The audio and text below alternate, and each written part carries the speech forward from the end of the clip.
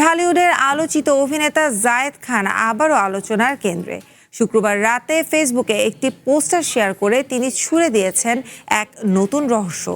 পোস্টারে দেখা যায় নিউ ইয়র্ক সিটির মেয়র জোহরান মামদানির হাতে রেখেছেন জায়েদ কাঁধে, আর ক্যাপশনে জায়েদের মজার প্রশ্ন, আসলে কি হচ্ছে এটা।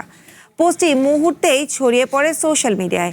সাংবাদিক খালেক মহিউদ্দিনের রহস্যময় মন্তব্য, কে বড় তারকা, এবার দেখার পালা কে বড় অভিনেতা।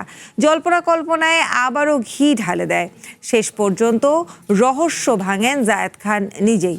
জানান, নিউ ইয়র্কের মেয়র জোহরান মামদানি তার সঙ্গে অভিনয় করেছেন এবং নতুন স্বল্পদৈর্ঘ্য চলচ্চিত্র ইমিগ্র্যান্ট ডায়েরিজের এপিসোড 2-এ জন কবির ও সাদ আল আমিন পরিচালিত এই প্রজেক্টে উঠে আসবে প্রবাসী বাংলাদেশিদের জীবন সংগ্রাম ও অভিজ্ঞতার গল্প।